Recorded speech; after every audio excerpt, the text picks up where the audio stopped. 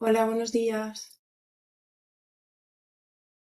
Buenos días, estamos esperando para empezar a las 10, así que a lo mejor has entrado, has visto todo este silencio y dices, me estoy perdiendo algo, ¿no? Pues Sí, no, he dicho que no me funciona el micro, el altavoz este. tranquila. Todo en orden, todo en orden. Ahora a las 10 nos ponemos. Genial, gracias. Vale, gracias.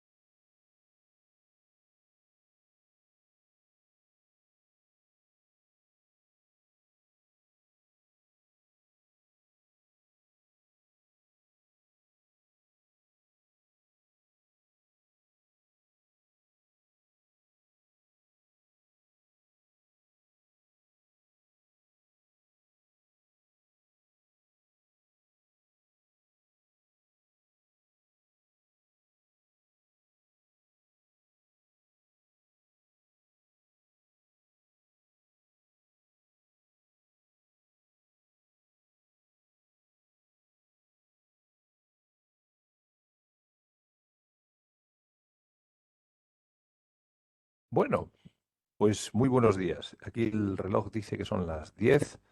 eh, es 8 de mayo de 2025. Muy buenos días y vamos a dar nada, simplemente 30 segundos, aunque veo que vais entrando en sala, 30 segunditos y arrancamos que, como siempre, tenemos muchas cosas que aprender y que conocer y que compartir hoy, ¿vale? Venga, 30 segundos y empezamos.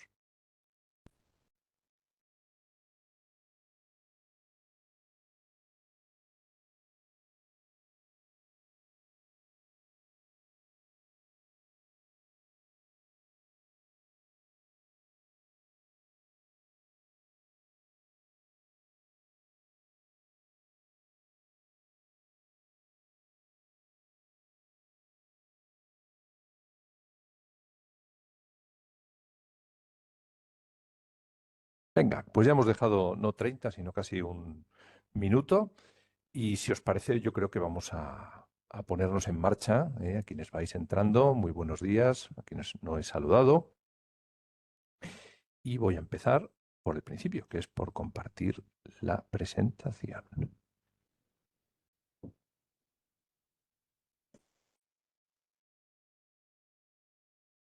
Muy bien. Emilia, si me confirmas que estáis viéndolo. Sí, Perfecto, perfectamente. estupendo. Muy Buenos bien, días. pues venga, vamos a ello.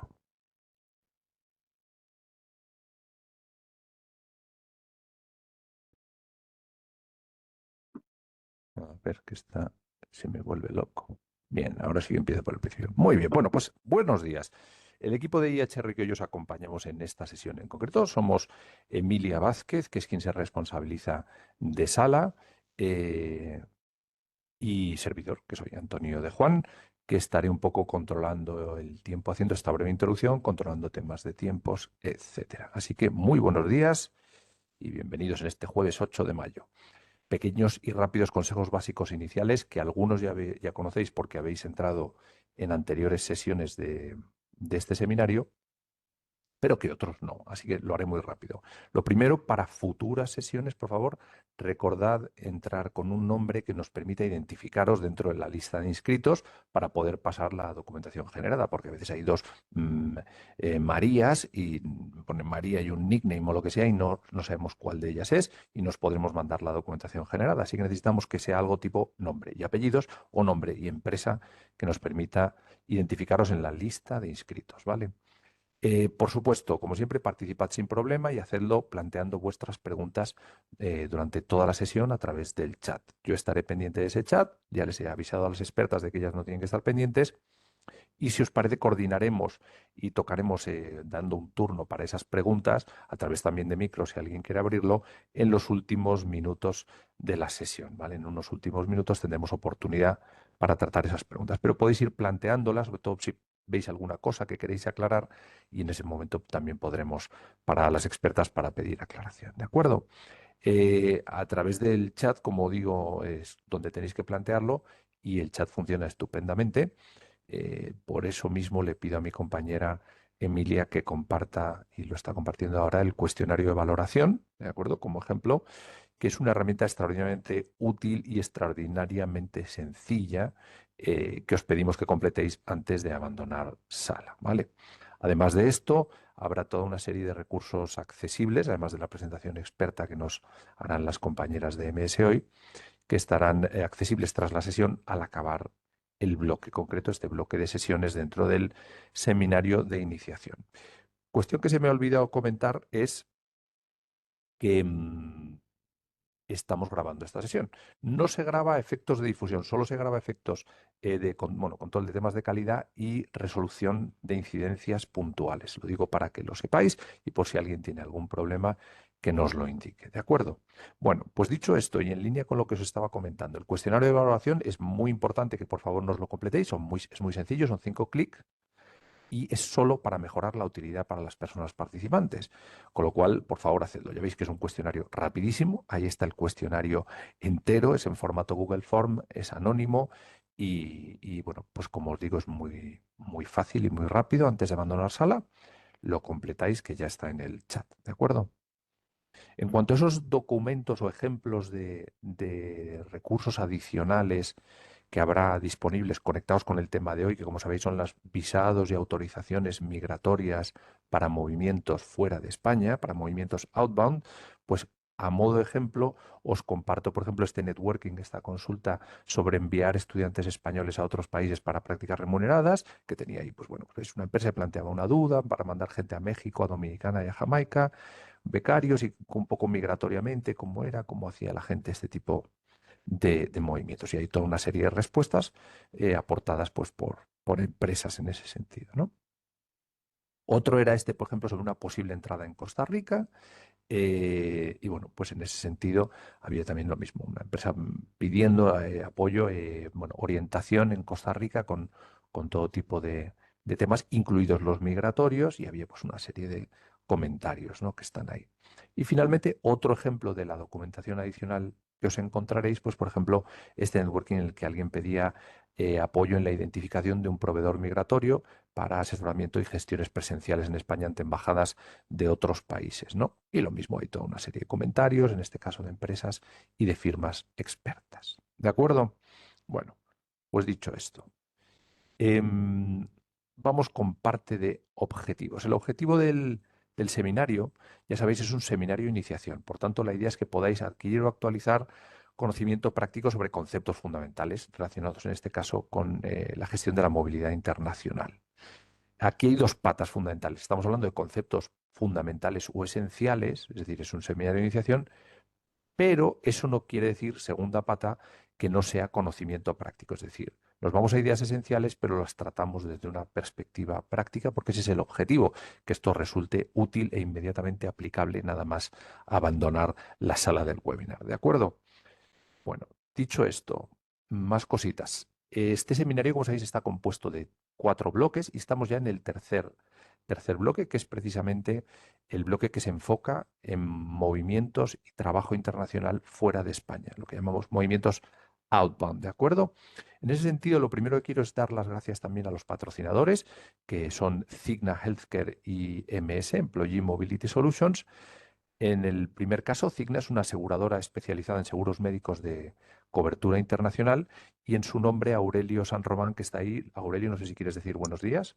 Hola, buenos días a todos. Muchas gracias. Espero que disfrutéis de esta interesante jornada. Un saludo para todos. Venga, muchísimas gracias, Aurelio. Y nuestro otro copatrocinador es MS, Employee Mobility Solutions, que es una firma especializada en todo tipo de servicios relacionados con los procesos de asignación internacional, léase migratorio, relocation, fiscalidad, mudanzas, employer of record, etcétera. ¿De acuerdo? Y en su nombre está por ahí, creo, María Carolina Acuña. María Carolina, si quieres decir buenos días. Sí, buenos días Antonio y a todos. Muchas gracias por la oportunidad de patrocinar nuevamente bueno, estos eventos y nada, desde MS estamos siempre a su disposición para cualquier servicio de movilidad internacional que necesiten. Muy bien, pues muchísimas gracias. Bien por los patrocinadores, ya sabéis que estamos muy contentos y estamos muy agradecidos con ellos. Y hecho este agradecimiento, como os digo, estamos dentro de este bloque y ya vamos descendiendo ya para ponernos o meternos en contenido. Bloque que se enfoca en este tipo de movimientos, que tiene 4 sesiones, ¿de acuerdo? Y en el cual pues hacemos ese repaso o análisis básico de los principales aspectos prácticos esenciales relacionados con ese tipo de movimientos. En principio, por simplificar, desde España hacia otros países, ¿de acuerdo? Las 4 cuestiones en las que nos enfocaremos a lo largo del bloque serán visados y autorizaciones migratorias, eso es hoy, fiscalidad de la movilidad será el lunes, aspectos laborales será el martes y aspectos de seguridad social aplicable a este tipo de movimientos, que será el miércoles que viene. O por verlo de una manera más gráfica y ya empezando a dar paso a las expertas de hoy, pues ya lo veis ahí. Estaremos con estos 4 firmas expertas. En todas el denominador común es que se trata de profesionales con una trayectoria dilatada en este ámbito concreto y, por tanto, lo mejorcito del mercado, ¿eh? Y bueno, pues estamos deseando escucharlos. Y en ese sentido, vamos con lo de hoy. Ya sabéis, el tema de hoy, el objeto de hoy es aspectos prácticos migratorios, es decir, todo lo que tiene que ver con visados y autorizaciones migratorias en movimientos internacionales fuera de España.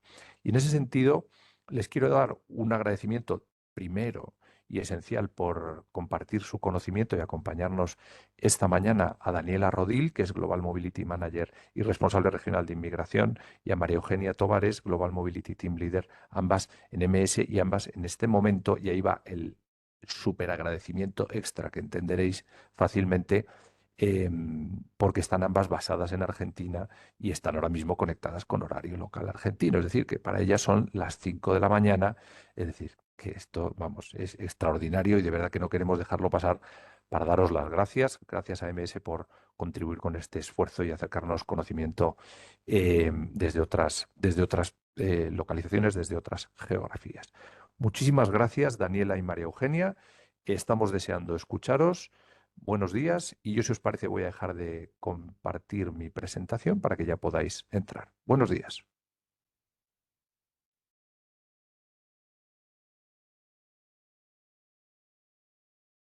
¿Estáis con el mute puesto? Ahora sí, María Eugenia. Buen día a todos. Buen Yo día. voy a compartir la presentación y Daniela va a empezar con la misma. Un segundo. Ok. Y Yo te aviso cuando lo vea. ahí lo ven. De momento. Ahí está, perfectamente. Perfecto. Bueno, comenzamos entonces. Como comentaba Antonio, vamos a ver hoy los aspectos migratorios de la movilidad internacional. Bien, por favor. Bueno, les contamos un poquito más sobre nosotros. Somos Employee Mobility Solutions, una empresa de relocation que brinda servicios de inmigración, fiscalidad, relocation, employment of record, mudanzas internacionales. Tenemos cobertura global y ubicaciones propias en 10 países que son Argentina, Chile, Colombia, Ecuador, España, Estados Unidos, México, Perú, Uruguay y Venezuela. Manejamos aproximadamente 7.000 casos por año y tenemos más de 480 clientes corporativos. Los invitamos a seguirnos en nuestras redes sociales, donde podrán encontrar información sobre publicaciones y de interés sobre todos temas de movilidad. Bueno, ¿qué temas puntuales vamos a ver hoy? Los aspectos relevantes de la movilidad internacional, las categorías y tipos de procesos, la determinación del visado aplicable, las estrategias y los tipos para decidir ese visado, aspectos a tener en cuenta cuando constituimos una sociedad o compramos una sociedad ya constituida, temas de actualidad como la inteligencia artificial enfocada en el área migratoria, el trabajo remoto con las visas de nómadas digitales, y después vamos a hablar un poco sobre 2 países importantes en la región, en América, que son México y Estados Unidos. Por último, vamos a dar un caso práctico donde vamos a poder, en ese caso, ver en forma general y de manera concreta cómo aplicar todos estos conceptos. Bueno, aspectos relevantes de la movilidad internacional. Cuando trasladamos a un empleado, tenemos que tener en cuenta la totalidad de los aspectos de esa movilidad. Esto es la seguridad social, los aspectos laborales, los aspectos fiscales, los aspectos culturales y los aspectos de emoción que puede generar eso en el expatriado, relocation y mudanzas, búsqueda de colegio, búsqueda de vivienda, y lo que vamos a ver puntualmente hoy, que son los aspectos migratorios. A su vez vamos a tener que tener en cuenta el proceso en general, desde la prellegada hasta el retorno. Entonces, en una prellegada vamos a poder buscar toda la documentación requerida para tramitar los visados. Vamos a hacer la búsqueda de vivienda, de colegio, empezar a iniciar toda esa búsqueda que se necesita para el inicio. Una vez que llegamos al país, o el Orientation Tour y todas las cuestiones que son culturales. En la posllegada vamos a hacer todos los registros migratorios, obtenciones de licencia de conducir, todos los documentos que se requieran para poder combinar el proceso migratorio. Y no tenemos que olvidarnos que después de que llegamos está toda la estadía en ese país que va a requerir prestar mucha atención a la renovación de documentos. Por ejemplo, renovación del visado, de la identificación local, de los contratos de alquiler. Siempre tenemos que estar pendientes de que ningún documento se venza. Y finalmente la salida o retorno, ya sea al país de origen o por una nueva asignación, donde tenemos que tener en cuenta los trámites de salida, como puede ser informar a las autoridades migratorias que ya no se va a permanecer en el país, concluir el contrato de alquiler, realizar la mudanza y demás. Siguiente. Bueno, entrando ya en los aspectos migratorios, vamos a ver cuáles son las categorías migratorias, es decir, en función a la actividad que voy a desarrollar, qué categoría migratoria corresponde aplicar para ese visado. Turismo, cuando es algo por placer. Negocios, cuando se va a reuniones, a capacitaciones, que no hay que confundir con trabajo. Es distinto cuando se va a una planta, cuando se tiene que ya cumplir una función en el país de destino, entonces ya vamos a requerir un visado distinto que es el de trabajo. Visados de residencia para las familias, visados de estudiantes para quienes solo vayan a estudiar al país, inversiones cuando hacemos inversiones en el país y podemos obtener una visa en función de esa inversión que vamos a realizar. Vamos a tener conceptos diferenciados. Uno es el visado, que es el documento expedido por las autoridades consulares en frontera o en destino, que me habilita a solicitar la entrada en el país, el tránsito, la residencia, para poder trabajar, poder estudiar, según el caso y la categoría que aplique. Después tenemos por otro lado los permisos de trabajo y residencia, que son autorizaciones de carácter administrativo que me autorizan a trabajar en el país de destino. Y finalmente la exención de visados. Hay medidas que toman los determinados países que permiten la entrada por motivos laborales y de negocios sin la necesidad de tramitar previamente un visado. Esto ocurre cuando directamente puedo ingresar al país y me sellan como turista, o bien si, por ejemplo, tengo que tramitar una autorización electrónica como esta en Estados Unidos. Bien, ahora lo que vamos a ver son los tipos de procesos. Esto tiene que ver con los países tienen determinadas maneras o modos en cómo uno puede pedir los visados. Hay países que incluso tienen más de un proceso que se puede aplicar y voy a decidir cuál me conviene más en función del caso concreto. Acá tenemos un ejemplo que es de una solicitud de estampado en origen y una resolución en destino. Tenemos, primero siempre lo básico es recopilar la documentación. En este caso, lo que voy a hacer es presentarme en el consulado con toda la documentación. El consulado va a enviar la documentación al organismo competente en origen para que la estudie, el destino, perdón, para que la estudie, y una vez que eso está aprobado, el consulado está habilitado a estampar el visado. Viajo al país de destino y realizo los registros locales. Un ejemplo de esto lo permite Argentina, con el visado de residencia 23 AOE, que es para contratos de trabajo o traslado intercompany. Siguiente.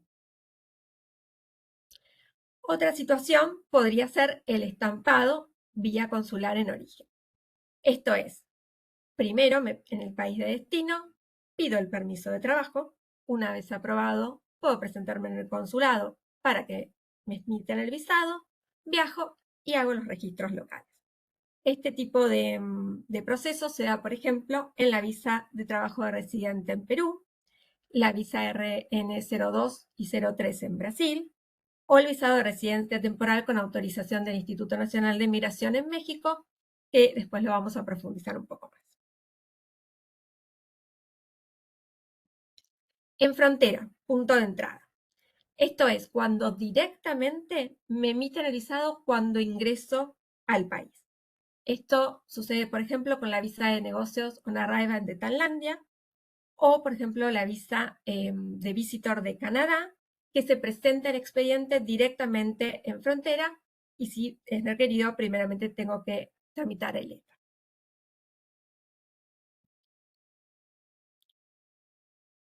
Visa consular.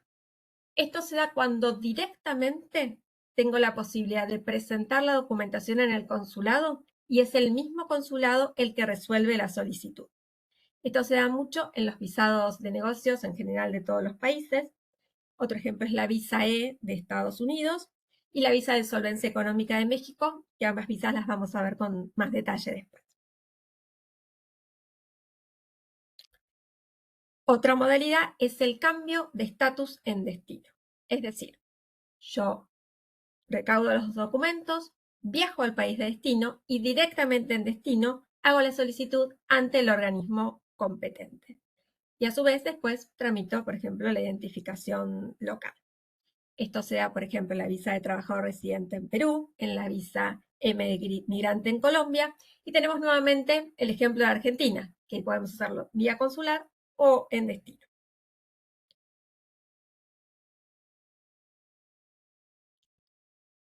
Otro proceso que podemos ver es el que se da en la visa 1 de Israel. En esa visa vamos a solicitar un permiso de trabajo ante el organismo competente en destino. Después vamos a pedir un permiso de entrada también en destino. Finalmente, cuando todo está aprobado, se hace la solicitud de visado en el consulado en origen y viajo al país de destino. Siguiente.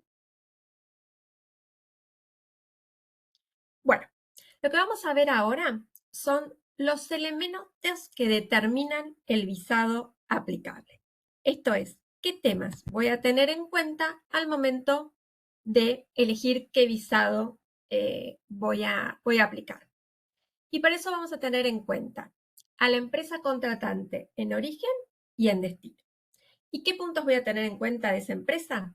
La figura legal que adopta esa compañía, ¿sí? ¿Qué tipo de razón social tiene? La composición accionaria, el capital social, la composición y la plantilla. Esto es las cuotas. ¿Cuántos empleados locales versus extranjeros hay? Porque hay países que hay una limitación en respecto a cuotas, como por ejemplo México. La obtención de licencias profesionales y registros locales, el sector o la actividad que estas empresas desarrollan y la relación de la empresa con el empleado y la nacionalidad de la empresa, que para determinados visados va a ser importante. Después tenemos otro elemento que es la regulación del mercado laboral. Y hablamos un poco de esto, volvemos al tema de las cuotas, ¿sí? Que es la composición de trabajadores nacionales versus trabajadores extranjeros. Como comentaba, un caso es el de México, que se requiere, por ejemplo, un 90% de trabajadores nacionales y se puede tener solo en plantilla el 10% de trabajadores extranjeros. Otros temas o limitaciones que hay que tener en cuenta son que ciertos cargos administrativos, profesionales, están sujetos a regulaciones por colegios profesionales.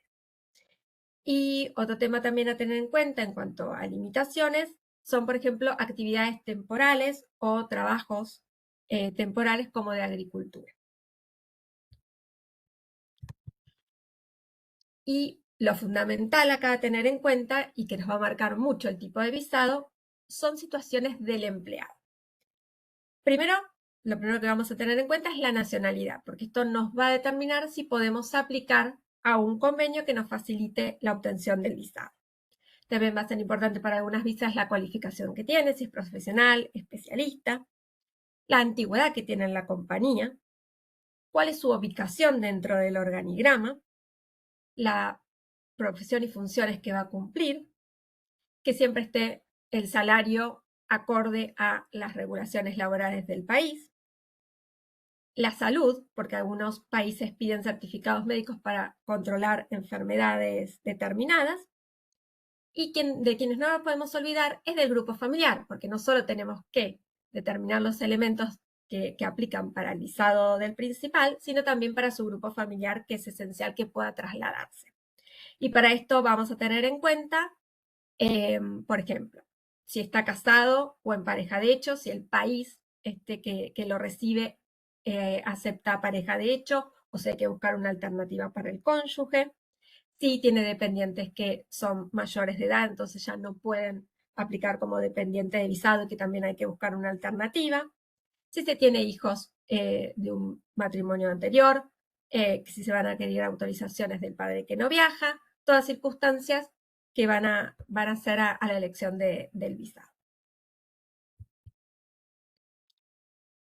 Y finalmente vamos a ver la relación jurídica entre el empleado y la empresa que lo desplaza o a la que es reemplazada. Es decir, qué tipo de contrato va a tener, cuál va a ser la duración del contrato, dónde va a cobrar el salario, o sea, dónde se va a ubicar la nómina, dónde va a prestar tareas, qué cargo va a ocupar, y también términos establecidos en cuanto a las leyes de extranjería. Esto es, por ejemplo, las cláusulas de repatriación, los seguros médicos, los seguros de responsabilidad y de cotizaciones. Y por último, no podemos olvidarnos de los convenios internacionales. Los convenios internacionales que facilitan muchas veces la obtención de los visados. Podemos nombrar el NAFTA, que es el Tratado de Libre Comercio de las Américas, de América del Norte, perdón, que incluye Estados Unidos, Canadá y México, que podemos, por ejemplo, tramitar para Estados Unidos la visa TN. Después tenemos a la Unión Europea, donde los ciudadanos de la Unión Europea tienen derecho a viajar y a residir libremente en el espacio Schengen. Mercosur, con todos los países que aplicaron al convenio, como Argentina, Brasil, Paraguay, Uruguay, Venezuela. Los estados asociados, que son Bolivia, Chile, Colombia, Ecuador, Guyana, Perú y Surinam. Estos países aplican lo que es el visado Mercosur, en el caso de Venezuela no, porque por ahora está suspendido, pero el resto de los países sí en general aplican el convenio y hace que, por ejemplo, los países miembros puedan, los ciudadanos, tramitar residencias temporarias por 2 años, que después permiten tramitar la residencia permanente. Y finalmente la Alianza del Pacífico, que incluye a Chile, Colombia, México y Perú, y que ahora se suma Singapur como Estado miembro. Bueno, resumiendo, cómo podemos ver en un caso práctico todos estos conceptos que hablamos de cómo determinar el visado. Y les damos acá 3 ejemplos.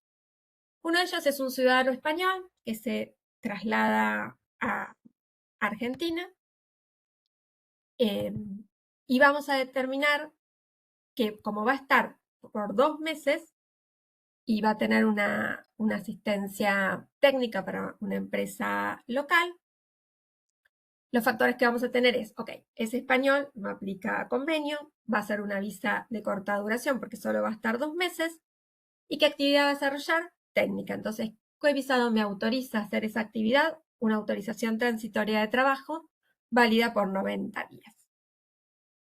Después tenemos también otra opción que sería un ciudadano argentino que se traslada a Perú a cubrir un puesto laboral por 2 años. Los factores que vamos a tener en cuenta es la nacionalidad. Entonces, si es argentino trasladándose a Perú, puedo aplicar al convenio Mercosur. Y como es por 2 años, el convenio me cubre el traslado, entonces puedo aplicar una residencia temporaria Mercosur. Y finalmente, un ciudadano español que se traslada a Chile por un proyecto de 2 años y que el contrato lo va a tener en destino. Entonces, los factores que voy a tener en cuenta va a ser la nacionalidad es española, no va a aplicar a convenio, por ejemplo, Mercosur. Ya sabemos que la relación va a ser con la empresa en destino y que va a ser un proyecto de larga duración. Con lo cual, lo que me convendría tramitar es una residencia temporal por contrato de trabajo.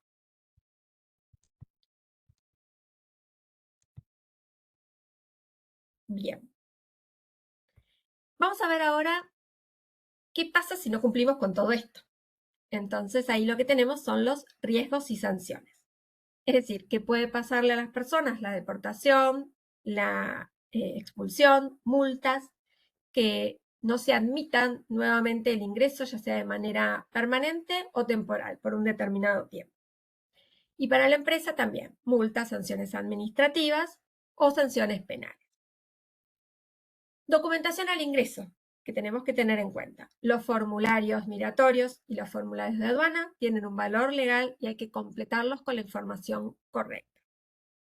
Y hay que tener en cuenta el proceso migratorio en su totalidad, es decir, cumplir con todas las regulaciones de destino desde el inicio del proceso hasta la repatriación, pasando por todas las renovaciones.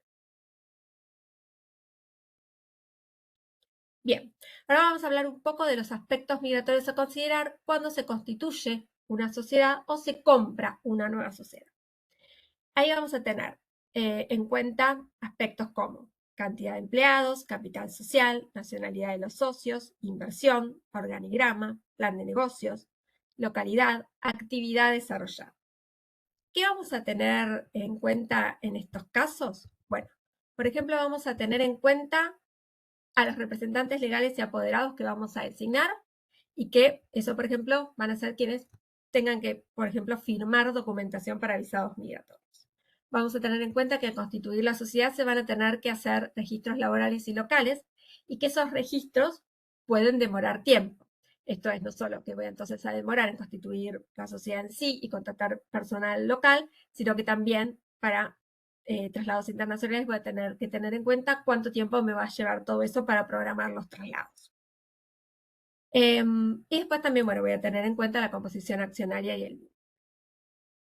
Vamos a dar dos ejemplos concretos, que es en el caso de México, que es la constancia de empleador, que en esa constancia tengo que incluir las sucursales en las diferentes localidades que en México la compañía tiene.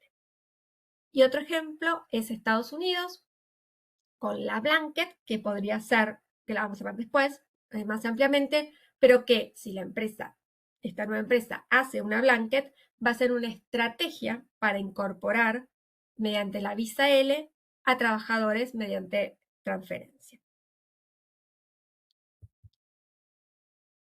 Y el otro sistema es qué pasa cuando hay una adquisición de una empresa. Bueno, los puntos a tener en cuenta son básicamente los mismos, pero hay algunas diferencias. Bueno, también a los representantes que van a cambiar, van a tener que hacerse todos los documentos que designen a las nuevas autoridades, los nuevos registros. Tener en cuenta estos cambios van a implicar también tiempos en el proceso. Y me va a llevar a pensar qué empleados tengo actualmente con visa y si este cambio societario afecta a esos visados. Vamos a dar un ejemplo.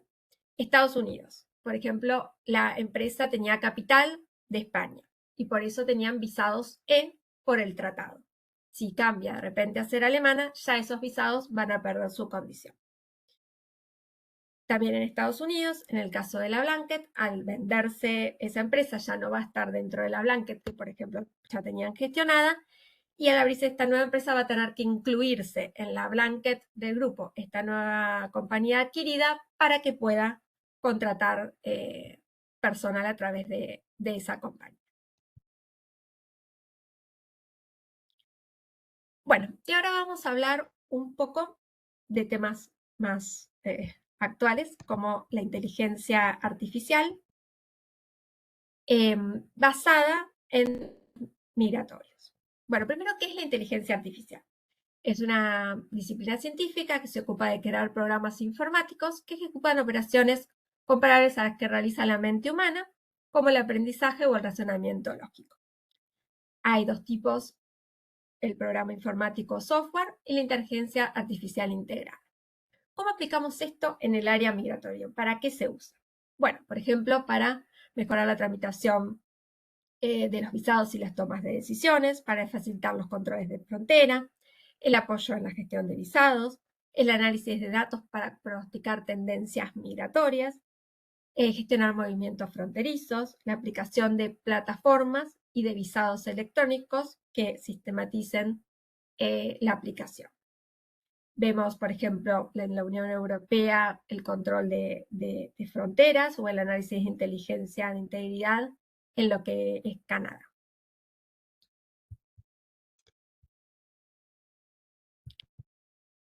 Bueno, y ahora vamos a ver cómo aplica esto en las distintas fases del proceso migratorio. ¿Cómo influye, por ejemplo, antes de la partida? Bueno, en chatbot oficiales que nos pueden dar, por ejemplo, información sobre los visados, en plataformas electrónicas donde aplico a los visados quizás prellegada, en el uso de datos biométricos, en la adaptación de decisiones que toman las autoridades aplicando ciertos mecanismos como habíamos visto. Al momento de la entrada, lo mismo, chatbot que me den información, verificación en los controles de frontera, análisis de los componentes de los viajeros, las elaboraciones de perfiles de riesgo.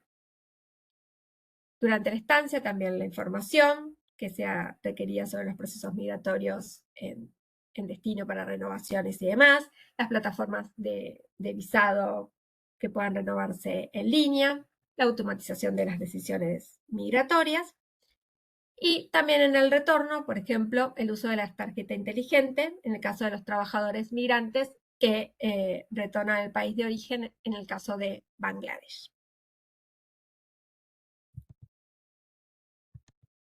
Bien.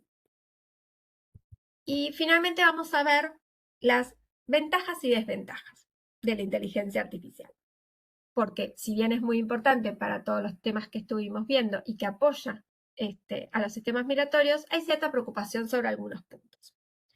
Entonces, las ventajas podrían ser la automatización de procedimientos, la distribución eficiente de aplicaciones oficiales según sus credenciales y habilidades, la identificación de solicitudes que requieren que el oficial preste más atención, la equitativa carga de trabajo en la administración y reducción de los tiempos de gestión, la optimización de recursos, por ejemplo, la gestión de correos masivos, la programación de citas para datos biométricos y la agilización de los visados, eliminando la necesidad de presentarme a la oficina de inmigración para poder hacer los trámites.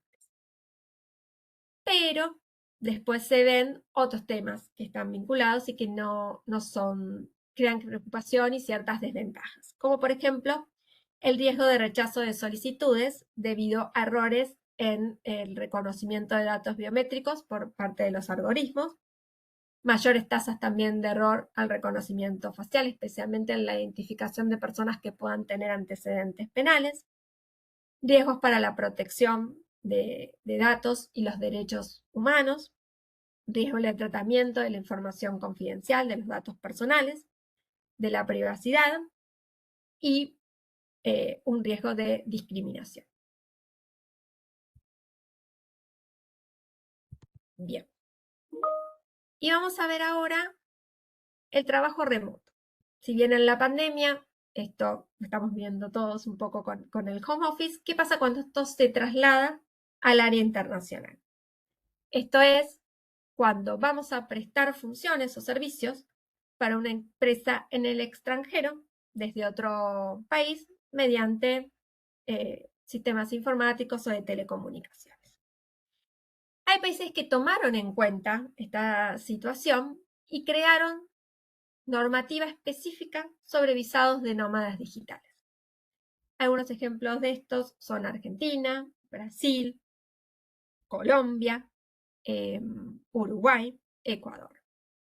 Bueno, vamos a ver por ejemplo un ejemplo, Argentina. Argentina tiene la visa de nómada digital, la otorgan por 180 días, se puede renovar. ¿Qué voy a tener que demostrar? qué actividad voy a desarrollar, mi CV, cuáles son mi especialidad, que puedo desarrollar esa actividad para la compañía fuera del país. Y Argentina no solo pensó esto en las nuevas tendencias, sino que pensó también la visa de nómada digital en función de atraer el turismo al país. Otro ejemplo de visa de nómada digital es Brasil, que la otorga por 1 año, que se puede prorrogar hasta 2 años, y que tiene que demostrarse, ¿sí?, que se cuenta con un ingreso de al menos $1.500 mensuales. Tanto Colombia como Ecuador otorgan la visa por 1 año, perdón, por 2 años, y en el caso de Ecuador también hay que demostrar ingresos, que se tienen 33 salarios mínimos o 36 salarios anuales. Y finalmente Uruguay, que también al igual que Argentina la otorga por 180 días renovable, que en Uruguay se llama la hoja de identidad provisoria y que se especifica creada para nómadas digitales y que se tramita en destino a la llegada. ¿Qué pasa con los países que esto no lo tuvieron en cuenta y que todavía no crearon una legislación al respecto? En este caso tenemos a México, a Chile, a Paraguay, a Venezuela. Entonces tenemos que pensar si hay alguna forma en que podamos ver cómo sortear esta dificultad y ver cómo igualmente podríamos trabajar en remoto desde estos países. Pongamos el caso de Paraguay, que tomamos la visa de residencia ocasional o espontánea. Es un visado que se otorga por 90 días, que puedo trabajar para una empresa local o una empresa extranjera, que simplemente tengo que declarar a las autoridades de Paraguay qué actividad voy a desarrollar. Tenemos después en México el visado de solvencia económica, donde también voy a tener que demostrar que estoy contratada por la empresa extranjera y demostrar que tengo el salario mínimo que me requiere México para poder tramitar este visado. Y en el caso de Venezuela, por ejemplo, no sé, optar por un visado de rentista. Si yo tengo una renta que viene porque hice inversiones o porque tengo una propiedad en el exterior, bueno, puedo buscar la manera de demostrar esto y entonces sacar un visado de rentista que me permita permanecer en el país y además si quiero trabajar para una empresa extranjera. Sí. Entonces ahora la dejo a Eugenia, que les va a comentar aspectos básicos de México y Estados Unidos. Bueno, la idea ahora es un poco con la información que estuvo dando mi compañera en términos generales y que por ahí abarcaba las situaciones de más de un país, ir bajándolo de a poco al concreto y nosotros elegimos 2 países muy grandes y con mucha movilidad internacional para ir ejemplificando cómo es las residencias y cómo se van dando. Vamos a ver México y, si llegamos a tiempo, Estados Unidos. Y vamos a ir viendo cuáles son las residencias que más se utilizan en términos de movilidad laboral y un poco las características más importantes de cada país en términos de visado y procesos migratorios. Bueno, como dijo Daniela, es importante primero que todo tener en cuenta qué tratados firmó el país con distintos países, porque esto puede generar algunas facilidades a la hora de la tramitación del visado. En el caso de México, firmó el NAFTA, la Alianza del Pacífico, y bueno, y también el Convenio de La Haya, que es muy importante para la legalización de los documentos, ¿no? En el caso de México también es importante tener en cuenta que todos los visados que tienen que ver con trabajo van a estar siempre gestionados por el empleador, es decir, que en la visa que se tramita está vinculada a un empleador. Por ejemplo, si esta persona se queda sin trabajo o es desvinculada, ya esa visa no va a cumplir más su función y debe obtener una nueva con un nuevo empleador. Consecuente de esto es que es el empleador quien va a ser responsable por el extranjero en el país. En general, en todos los países, en este caso en México, los visados de trabajo pueden tener lo que se llama reunificación familiar, que es que pueden incluir dependientes, algunos sí y otros no, ya vamos a ver, pero en general sí. Y en este caso es importante tener en cuenta que dependiente familiar se considera, en el caso de México, a los cónyuges, parejas de hecho, y también parejas del mismo sexo, y que los hijos son considerados dependientes siempre y cuando sean menores de 18 años de edad. Bueno, como en todos los países, esto sí que va para todos los países y de todas las formas, ningún visado de trabajo tiene la garantía de aprobación, ¿no? Siempre hay un porcentaje de discrecionalidad que está librado a las autoridades migratorias y que son ellos quienes por fin de última instancia van a ser quienes aprueben los visados y generalmente también dan la palabra final en cuanto a los plazos en los que se va a otorgar el visado, más allá de la legislación correspondiente, ¿no? Bueno, vamos a ver 3 categorías que son las más importantes, son las que más se divide todo lo que es el mundo migratorio mexicano, que son los visitantes, los residentes temporales y los residentes permanentes. Nosotros vamos a ver ahora en un ratito los que nosotros más trabajamos, que son los de visitante y residentes temporales, que son aquellos que siguen un poco la línea que estuvo explicando Daniela del ingreso al país, la tramitación, demás, y luego un retorno en algún punto al lugar de origen. Bien. En el caso de las visitantes, es una visa que en principio se otorga, que demora unos 10 días en obtenerse. Siempre los tiempos van a depender del consulado, de la disponibilidad de citas. Esto también es algo que es muy importante tener en cuenta, porque esto puede ir variando. Y es un tipo de visa que se da para estancias cortas, es decir, un límite de estancia de hasta 180 días. Siempre es importante tener los pasaportes vigentes y las documentaciones del país de origen vigente, porque sin esto es muy difícil tramitar las visas. Y sirve para todo lo que es turismo y negocio en términos amplios y en términos más específicos. También permite asistir a congresos, por ahí realizar la supervisión de algún proyecto, hacer algún tipo de estudios, capacitaciones, reuniones de negocios. Ahora bien, algunas nacionalidades, entre las cuales es importante que destacar que está España, este tipo de visa no requiere ningún proceso adicional, sino que en puerta de entrada tengo que avisar a la autoridad del puerto de ingreso del país que vengo a hacer estas tareas y con eso ya se le otorga una visa de visitante.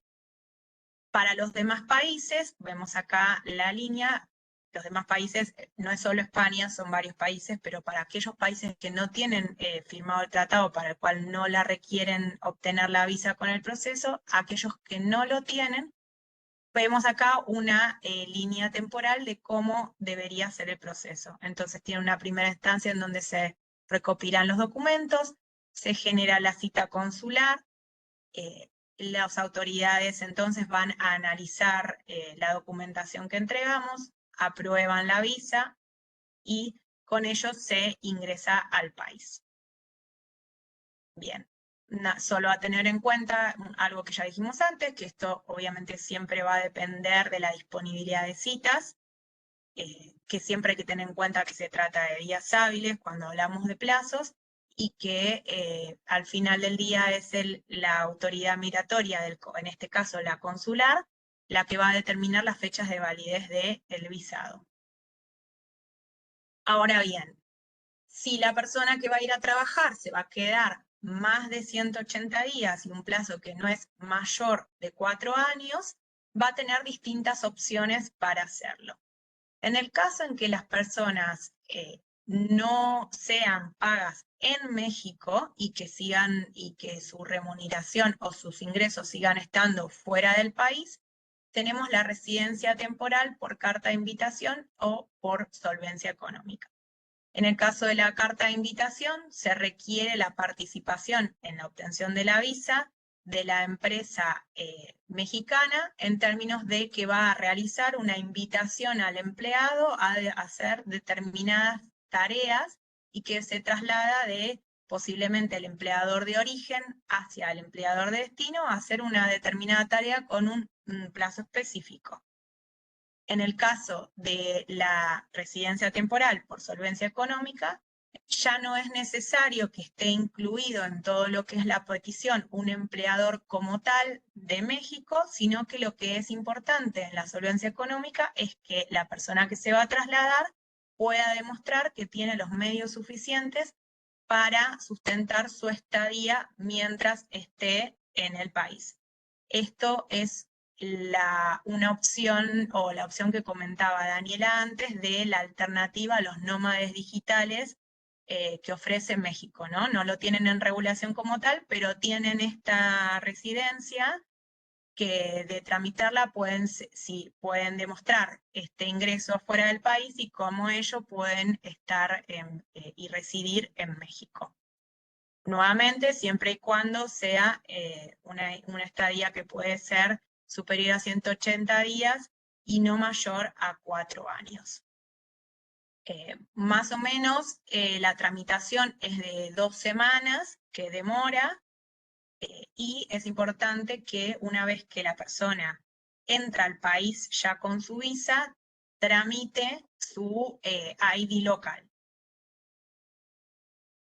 y admite dependientes, ¿no? Acá podemos ver la línea temporal, nuevamente la recopilación de datos y el armado del expediente, luego viene la cita, el análisis y la resolución por las autoridades y el ingreso al país.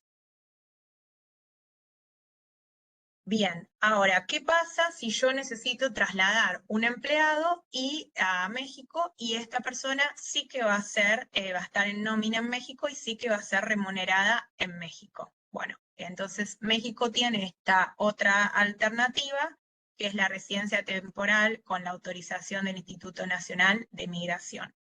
En este caso hay un paso previo que implica que la empresa que va a trasladar a esta persona y que la va a recibir en México debe obtener una autorización de la oferta de trabajo, ¿no?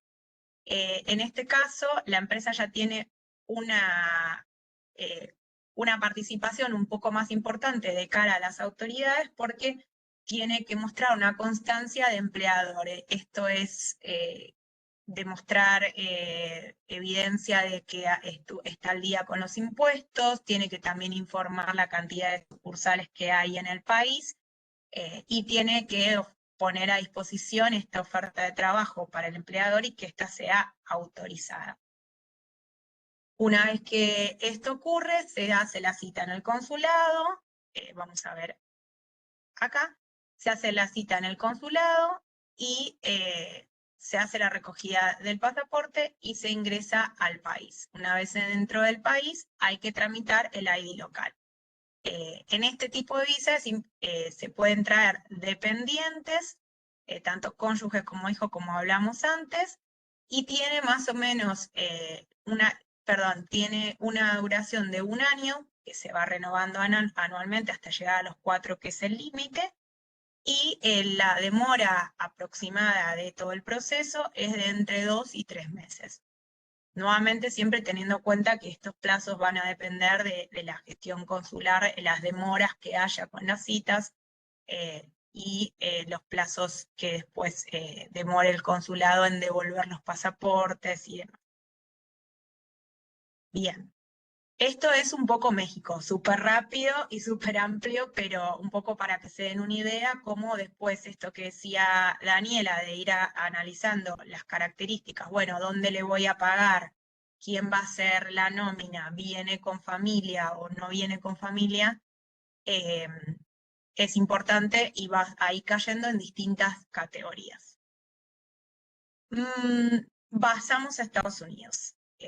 Estados Unidos también tiene la firma con el NAFTA y el convenio de La Haya. Nuevamente esto es importante siempre ver y mirar en qué tratados está, porque esto le va a dar a los países ciertas facilidades para determinadas documentaciones y también visas que son específicas para los países firmantes de los distintos tratados. En el caso de Estados Unidos es muy importante tener en cuenta que Estados Unidos, generalmente también los demás países, pero en Estados Unidos esto cobra muchísima relevancia, migración está dividida en distintas instituciones. Una es el Departamento de Migración Nacional, o USCIS, otras son las autoridades que están en puerta de frontera, y los otros son las autoridades consulares. Esto está bien dividido porque dependiendo del proceso, la decisión de la visa la tiene una u otra autoridad, e incluso hay procesos que requieren la aprobación de más de una autoridad. Primero, por ejemplo, la autoridad USCIS, y luego la autoridad consular va a tener la última palabra, ¿no? Es como que hay un juego donde más de una institución migratoria tiene que dar el ok para que esta persona pueda ingresar. En el caso de Estados Unidos, lo que es el mundo migratorio se divide en dos categorías bien grandes, que es las visas de inmigrantes y las visas de no inmigrante. Muy simple, las visas de inmigrante es cuando uno llega al país con la idea de quedarse de manera indefinida, y las visas de no inmigrante implican una estancia temporal. En palabras simples, hay que llegar y hay que irse. Así es como lo ven en Estados Unidos.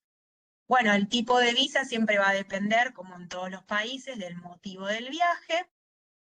Y al igual que en México, las visas laborales están a cargo, la mayoría de ellas, del empleador, y esta persona es quien va a gestionar y quien va a ser responsable por el expatriado dentro del país.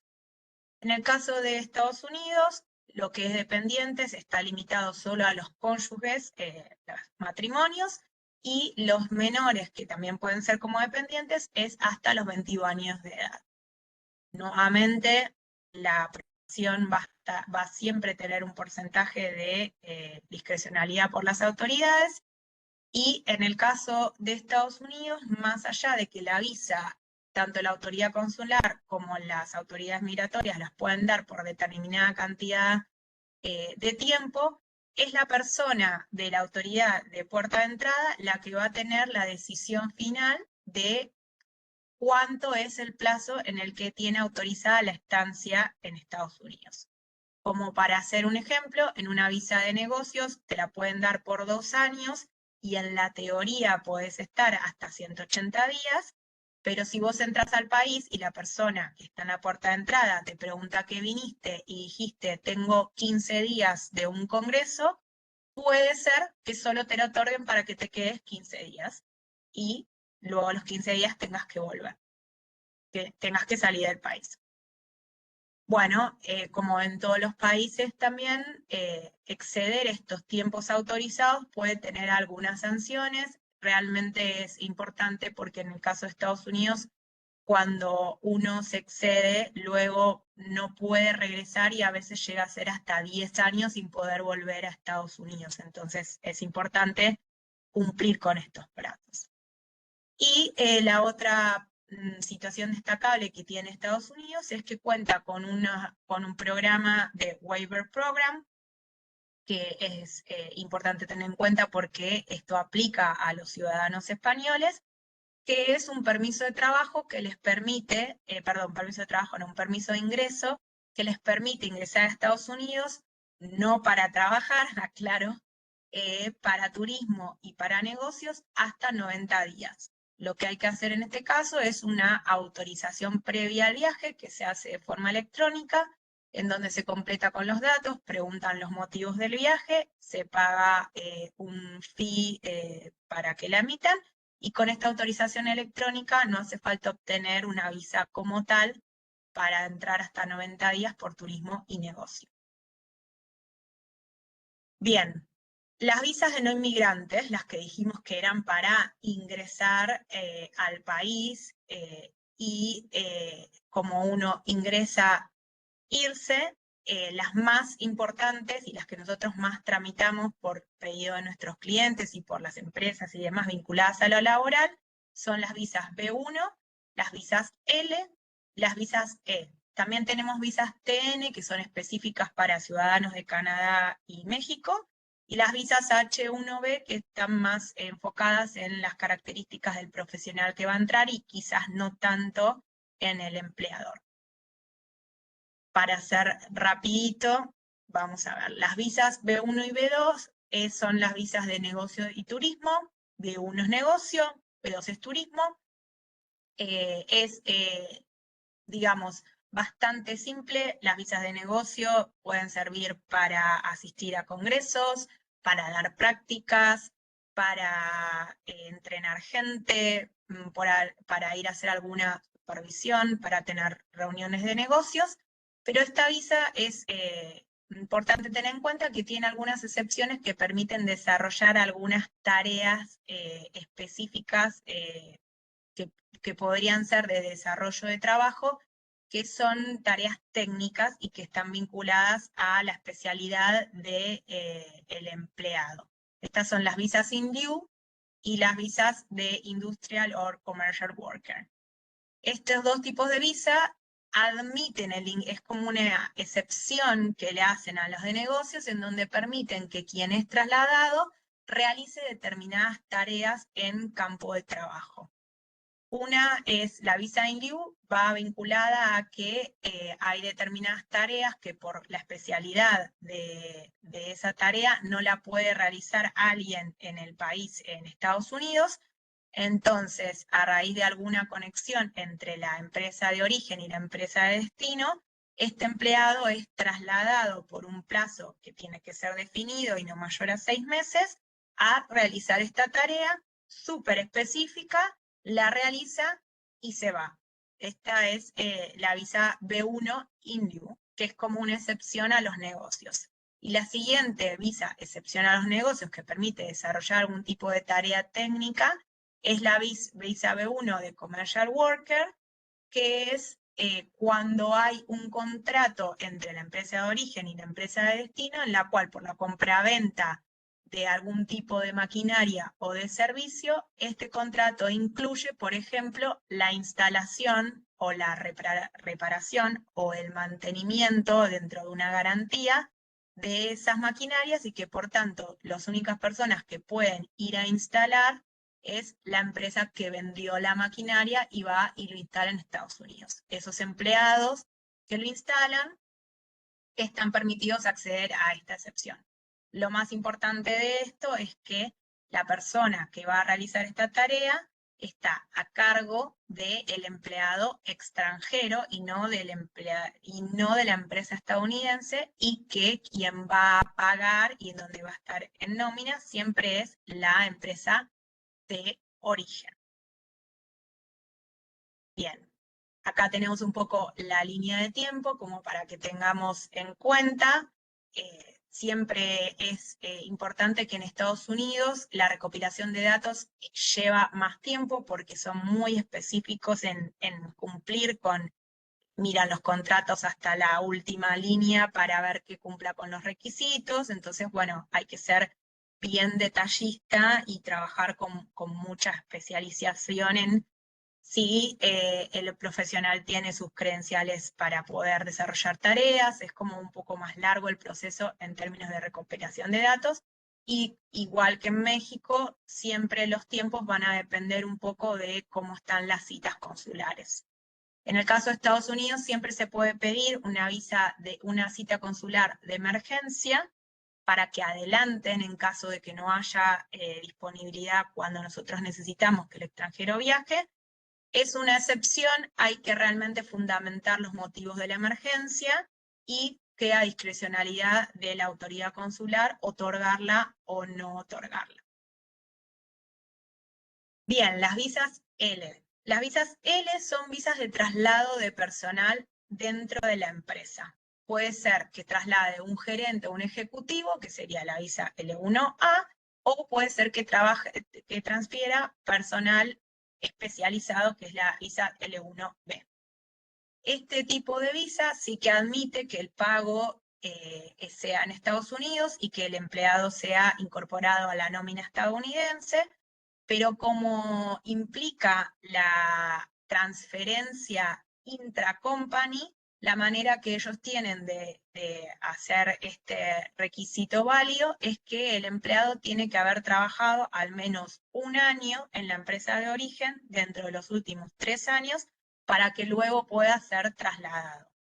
De esta manera es la forma en que Estados Unidos se asegura que se trate de un traslado dentro de las empresas y que haya cierto nivel de gerencia y especialidad en el profesional. Visa se da hasta 3 años y se puede ir extendiendo, ¿no? La L1 hasta 7 años, la L1B hasta 5 años. Bien, este tipo de visa admite, a ver si lo tenemos acá, una variante que es la Blanket Petition. La Blanket Petition es una forma que hay, una estrategia migratoria que hay, en donde las empresas que cumplen con determinados requisitos y que necesitan trasladar más de un empleado en esta categoría de management o de personal especializado, puedan hacerlo, hacen una petición demostrando estas características y los requisitos que hay que cumplir para que te autoricen, y si lo hacen, una vez que lo hacen, ya cada empleado que esta empresa tiene que trasladar, no requiere hacer la primera etapa del proceso. Entonces, para que vean la diferencia, cuando es una petición individual, hay una primera etapa en donde está involucrada la Oficina de Migraciones estadounidense, que es previa al análisis y a la cita consular, que luego viene el ingreso al país, y en el caso de la Blanket Petition, esta primera etapa, como ven los primeros 3 cuadraditos, vamos a decir, no están, porque una vez que esta empresa tiene esta aprobación, puede saltear esta primera etapa y ir directo al consulado, demostrando que tiene una Blanket Petition y solo presentar las características del empleador que cumple con los requisitos y luego ya ingresar al país. Este tipo de estrategias está bueno verlas con empresas que tienen muchas personas, que trasladan mucha gente, y bueno, es un poco la tarea que tenemos nosotros siempre de analizar la documentación y ver si pueden tener acceso a este beneficio. Bien. Una tercera opción de visa de no inmigrante es la visa E2 de inversión. Este tipo de visa está dirigida a personas o empresas que quieren invertir en Estados Unidos, que tienen trasladar managers o ejecutivos, o que tienen empleados con conocimientos imprescindibles, ¿no? O sea, que son esenciales para el desarrollo y el crecimiento de esta empresa en Estados Unidos. En este caso, es importante tener en cuenta que tiene que haber una empresa de origen, que tiene que estar vinculada a la empresa de destino, y que tiene que haber una inversión de capital extranjero en Estados Unidos que sea la base de esta empresa estadounidense. Como el E2 es un tratado, no todos los países tienen acceso a esta visa. España sí que es uno de ellos. Y es importante tener en cuenta que esta inversión extranjera, por ejemplo, España invierte en una en una empresa en Estados Unidos, solo va a poder trasladar empleados de nacionalidad española. Es decir, que los empleados que se trasladen tienen que coincidir con la nacionalidad de los accionistas que conformaron e invirtieron en Estados Unidos, la empresa estadounidense.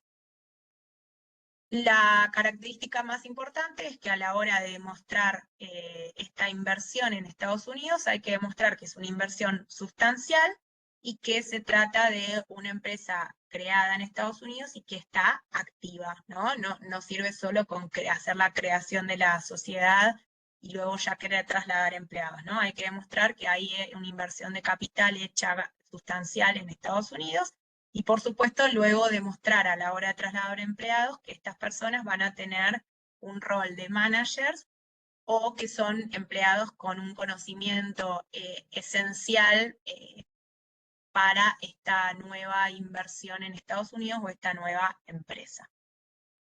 La vigencia es hasta 5 años, admite renovaciones y el gran beneficio que tiene esta visa es que nuevamente, al igual que la Blanket Petition, no tiene la parte en donde las autoridades migratorias estadounidenses como tales se involucran en el proceso. Uno hace toda la recopilación de datos, envía el expediente para revisión al consulado, y es el consulado quien decide la aprobación o la denegación de esta visa, que luego tiene la tarea de estamparla e ingresar al país. Esto es un buen recurso porque acota los tiempos. Siempre que haya menos instituciones involucradas en el proceso, obviamente los tiempos van a ser menores.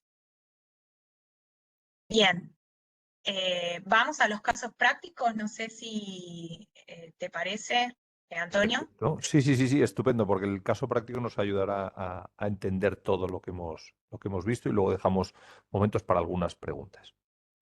Perfecto. Es muchísima información, pero bueno, la idea es un poco que ahora con el caso práctico lo podamos aplicar un poco. Bueno, vamos a hacer un caso práctico, vamos a dar unas premisas y luego vamos a aplicar estas premisas a qué opciones serían aplicables en México y en Estados Unidos para estas personas de este caso hipotético práctico. Entonces, las premisas son, tenemos a un español que se llama Juan Cambados, tiene 40 años y reside en Madrid, trabaja en España como un ingeniero senior con más de 10 años de experiencia, tiene un salario de 85.000 euros brutos anuales y parte de ese salario también implica algunos beneficios y algunos gastos en destinos como la escuela y casa de coche que el empleador va a cubrir. Después, Juan Cambados está casado con María Pérez, ella también es española, reside en Madrid, es licenciada en Administración de Empresas y tiene una posición en el Departamento de Administración en España, trabajo que no tiene intención de abandonar y que quisiera seguir desarrollando en el país de destino. Su salario es de 75.000 euros brutos anuales. Y por último, ellos tienen un hijo, Javier, que tiene 10 años y que está residente en Madrid igual que ellos, español, y va a estudiar también en país de destino.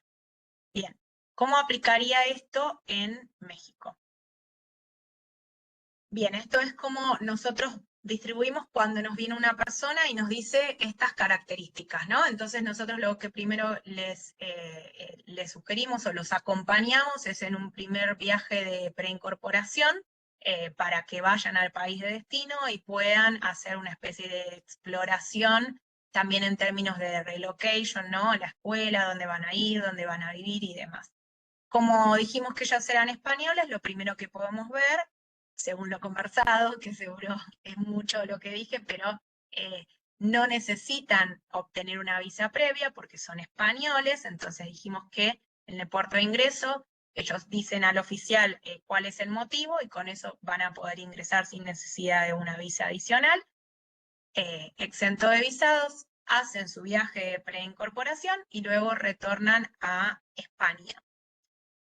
Ahora bien, el siguiente traslado a México ya es el traslado por trabajo, como como estuvimos viendo, va a ser la asignación, es Juan quien tiene la asignación y quien va a ser trasladado por trabajo. Entonces, como es por un largo plazo, la residencia que mejor le puede caber a él es la residencia temporal con la autorización del Instituto Nacional de Migración. ¿Qué pasa? El instituto, esta visa, como charlamos, sí que admite dependientes, entonces en principio para que la esposa y el hijo puedan vivir con ellos, estamos ok, se pide la de él y se pide la de dependiente, pero este tipo de visa no admite que los dependientes trabajen. Entonces, en este caso, lo que podemos optar es porque María obtenga una visa de residente temporal por solvencia económica, que como vimos es la residencia en donde la alternativa que habíamos charlado a los nómades digitales, ¿no? Ella puede demostrar que tiene la capacidad económica y los ingresos afuera del país para sustentar su estadía en México, y con eso obtener una residencia temporal por solvencia económica que además le va a permitir mantener su trabajo en España, que como vimos en las premisas, era algo que ya tenía intención de hacer. Bien, vimos que se puede hacer consular, una vez que ya tengan los visados estampados en los pasaportes, tienen que ingresar al país, y luego que le ingresan al país, viene la etapa de post-llegada, en donde tienen 30 días para obtener su tarjeta de residencia. Siempre es importante tener en cuenta la etapa de posllegada, que la había comentado un poco Daniela en el principio, porque uno piensa que ahí termina el proceso migratorio, y la verdad es que no, que una vez que uno llega, además de tener el ID local, es importante también tener en cuenta determinados procesos que son muy claves a la hora de vivir en otro país, que es desde la licencia de conducir, que tanto en México como en Estados Unidos son casi indispensables, pero también hay que obtener, por ejemplo, en el caso de México, el RFC, que es la identificación fiscal, ¿no? Esto que después le va a servir para la declaración de impuestos. Bueno, y la firma digital y algunas cosas que luego con el correr de los días uno se empieza a dar cuenta que al final sí que son bien importantes, aun cuando ya la visa está perfecta y ya ingresa al país, ¿no? Bien, para el caso de que ellos en lugar de México hubiesen optado por viajar a Estados Unidos, la empresa hubiese querido trasladar a Estados Unidos, para este viaje de preincorporación pueden obtener el ESTA, que es este permiso de ingreso que comentamos que se hace de manera electrónica, que hay que pagar un fee y que le permite hacer tareas de turismo y negocio. Por lo tanto, podrían viajar con esa opción a Estados Unidos. Nuevamente no tienen que pasar por el consulado, lo hacen de forma electrónica, y ya luego en el ingreso les van a preguntar a qué vienen. Sin problemas pueden contar cuál es el motivo de su viaje, y luego regresar a España a obtener el visado que le va a permitir a Juan trabajar durante el tiempo que su empresa le requiera en un largo plazo. Como Juan es un empleado, un ingeniero senior, le cabe más de una opción para la visa. Habría que analizar si él estuvo ya trabajando en la empresa de origen por más de un año. Si ya estuvo trabajando en la empresa de origen por más de un año en España, puede irle una visa L. Si no, puede irle una visa E2. Con ambas opciones, él puede trabajar. Los dependientes pueden ingresar como dependientes, tanto el hijo, que va a poder estudiar sin problemas, como María, y en este caso Estados Unidos, tanto para la visa E como para visa L, sí que admite que los dependientes trabajen. Entonces, María va a poder va a poder mantener su trabajo, e incluso va a poder, si así quisiera, entrar al sistema laboral estadounidense y tener un empleador en destino también. En el caso de los trámites post-llegadas, el más importante en Estados Unidos es la obtención del Social Security Number, del número de seguridad social. número es indispensable en Estados Unidos para hacer absolutamente todos los procesos, desde los impuestos hasta obtener el seguro de salud. Y bueno, casi tan importante como el seguro social está la licencia de conducir, ya que en Estados Unidos un poco que sin eso no se puede hacer nada. Eso es un poco la bajada a la aplicación.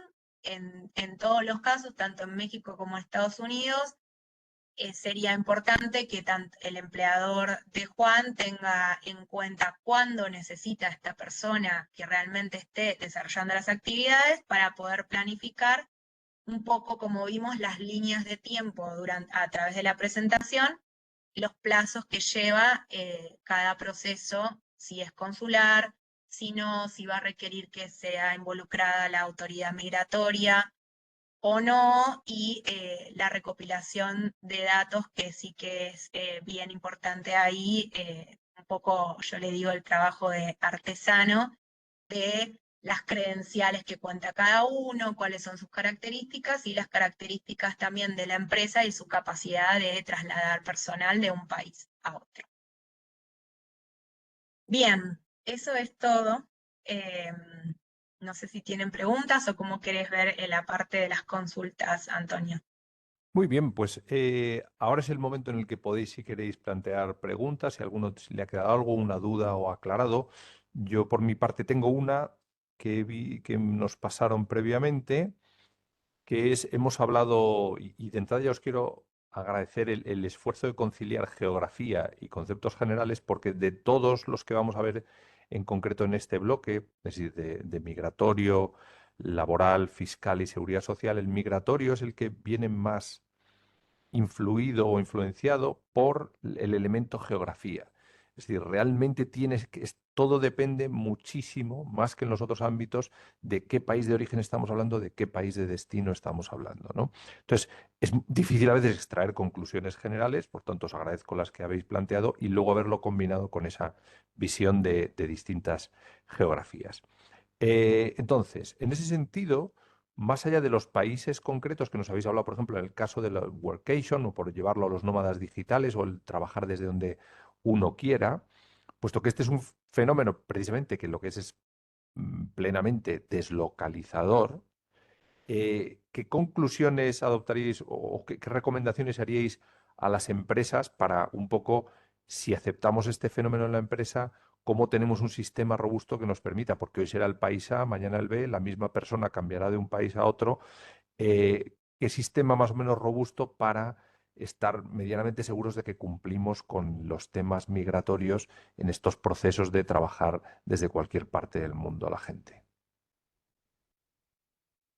Bien, no sé si Dani un poco más en términos generales, pero por ahí en términos específicos, realmente lo más importante siempre es estar actualizado de las normativas migratorias de cada país y quizás tener un abanico de alternativas de países que tengan contemplado el traslado de personal, como en términos de nómadas digitales, como nombrabas, un poco más fluido o orgánico que otros, y quizás tener bien presente eso para plantear de alguna forma estas alternativas y delimitarlo como empresa con guiando hacia estos países y no quizás a otros, que esto sería totalmente imposible, ¿no? ¿Ok? Yo creo también que la clave es la planificación. No siempre se puede, porque a veces surgen traslados, si son técnicos además que son como medio inmediatos, me contrataron este servicio, tengo que mandarlo rápidamente a tal país, pero si son traslados más planificados dentro de la estructura, creo que la planificación es esencial para que la empresa pueda asesorarse bien en cuáles son los requisitos migratorios y cómo llevar adelante ese traslado en su conjunto, y va a ser como seguramente una mejor experiencia si se hace de manera ordenada y planificada. Creo que eso es importante. Porque en la práctica, vuestros clientes, lo que os encontráis en la práctica es de las empresas que permiten esta idea de trabajar desde cualquier parte, ¿lo permiten de manera general o es muy escasa casos? En la práctica os encontráis que muchos clientes tienen este tema encima de la mesa o simplemente de una manera muy parcial o para un individuo concreto. No, no es tan común. En general, los traslados son puntualmente a filiales o sucursales de las compañías en el exterior, pero se dan situaciones como hablábamos, cónyuges, o sea, situaciones que quizás no es el trabajador propio, Mm. pero sí dentro del grupo familiar que necesita ver una alternativa para seguir cumpliendo su actividad y no dejar de lado su profesión, por ejemplo. Ok, Y sí, lo porque otro ese es un que fenómeno creciente, ¿no? O sea, efectivamente, no es tanto que la empresa permita como que se ha abierto una nueva vía para que el cónyuge que acompaña a la persona asignada no se desenganche, al menos durante un periodo, de su carrera profesional, la que tenía en el país, ¿no? Haciéndolo exacto. teletrabajando temporal o totalmente desde destino, Y acompañando al lo otro cónyuge. que es importante tener en cuenta es si esa persona va a seguir siendo parte de la nómina de origen, eh, puede ser que sea un poco más fluido o un poco más posible esto de saltar en país, que si la empresa como tal va a requerir que esta persona pase a ser remunerada en el país de destino, porque ya, si ese es el caso, ya entran a correr las leyes laborales del país de destino, las fiscales, Sí, empiezan eso a sí. ser otra parte más que la migratoria, que siendo que si queda en la nómina de origen, eso puede ser que sea un poco más simple. Y Sí. la otra parte clave a tener en cuenta es que si esto de, ok, pueden trabajar desde donde quieran, cuál es el plazo y hasta qué punto la empresa se va a hacer responsable de la localización geográfica de sus empleados, ¿no? Porque Ok. si sí se va a hacer responsable, entonces sí hay que tener en cuenta que hay que estar como alineados con toda la cuestión legal y que esa persona esté trabajando de forma ilegal en el país de destino pasa a ser también algo que le cae como responsabilidad a la empresa. Ok, pues ahora, si os parece, 3 preguntas más y con esto cerramos. Os pediría un poco que hagamos respuestas rápidas. Son, bueno, no sé si son muy concretas, pero os las planteo. Antes, eso sí, acabo de completar o acabo de compartir en el chat de nuevo el cuestionario para quien no lo tuviera a mano, para que antes de salir, por favor, no dejéis de completar ese cuestionario anónimo que tiene 5 ítems, o sea que es rapidísimo. Esas preguntas, vamos con ellas. Uno, sé que esto depende, ¿no? Eso parto de la idea de que depende, pero como generalización, para hacernos una idea o sacar una conclusión, ¿qué país en todo el ámbito Américas, de norte a sur, diríais que es más complicado desde un punto de vista migratorio o inmigratorio para ciudadanos de la Unión Europea que sean asignados allí? Y yo diría que Estados Unidos, eh, más que nada porque Estados Unidos, el derecho migratorio en Estados Unidos es un derecho muy delicado, digamos, y que además están en un momento actual con la actualización, con la nueva administración, en donde el foco está puesto ahí. Entonces, cualquier detalle librado un poquito a la ambigüedad es motivo de denegación, ¿no? Entonces, hay algunos países que ante la duda pueden ser más flexibles o pueden colaborar las autoridades para que fluya, y Estados Unidos no es uno de esos, especialmente en este momento. Entonces, eh, el famoso sueño americano, por algo arranca con sueño, porque realmente es el país que desde mi punto de vista está bien dedicado a enfocarse en detalles y números y contratos y dedican muchísimo tiempo y muchísima gente a ir en específico a estos requisitos. Ok.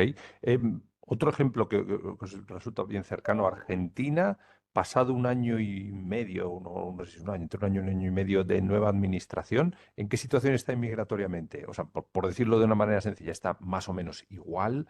¿Es más Y complejo o más fácil? No, igual. La verdad que las administraciones fueron cambiando, Mm. pero se mantiene, digamos, como la base de requisitos y formas de tramitarse los visados.